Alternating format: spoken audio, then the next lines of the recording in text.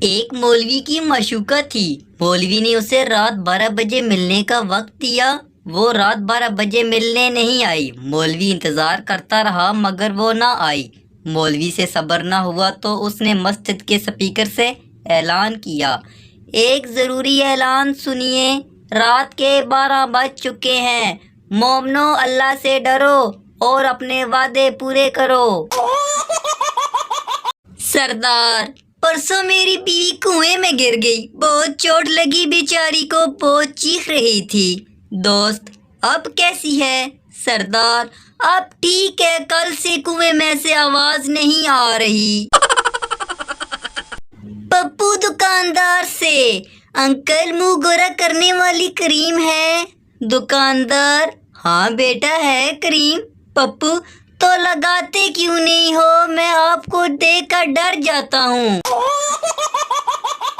ایک آدمی نے چائنیز لڑکی سے شادی کر لی، لڑکی 1 سال بعد ہی مر گئی۔ وہ آدمی بہت رو رہا تھا۔ پپو اس کے پاس آیا اور دلاسا دیتے ہوئے بولا، بس یار، چائنا کا مال تھا، اتنا ہی چلنا تھا۔ ساس، جانتی ہو بہو، جب میں امید سے تھی، میں نے جو کچھ بھی کھایا، آج میرے بیٹے کو ہر وہ چیز پسند ہے۔ بہو، لیکن آپ کو کم از کم چرس سے پرہیز کرنا چاہیے تھا۔ ایک دفعہ ڈاکو ایک گھر میں ڈکیتی کے لیے گھسا۔ اس نے میاں بیوی کو باندھ دیا، لیکن شوہر اصرار کرنے لگا کہ تمہیں جو چاہیے لے لو لیکن اسے کھول دو۔ ڈاکو دیکھ کر اب دیدہ ہو گیا اور کہا کہ تم اپنی بیوی سے اتنا پیار کرتے ہو؟ جواب ملا کہ یہ پڑوسی کی بیوی ہے، میری آنے ہی والی ہوگی، پلیز اسے جانے دو۔ سردار، وہ جو ٹیبل پہ آدمی بیٹھا ہے اس سے ہمارا دشمنی ہے۔ دوست، ٹیبل پہ تو 4 آدمی بیٹھے ہیں۔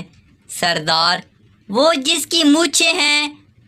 دوست، مونچھیں تو سب کی ہیں۔ سردار، وہ جس کے سفید کپڑے ہیں۔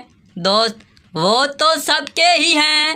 سردار نے غصے سے پستول نکالی اور 3 آدمیوں کو مار کر بولا، وہ جو رہ گیا ہے وہ ہمارا دشمن ہے۔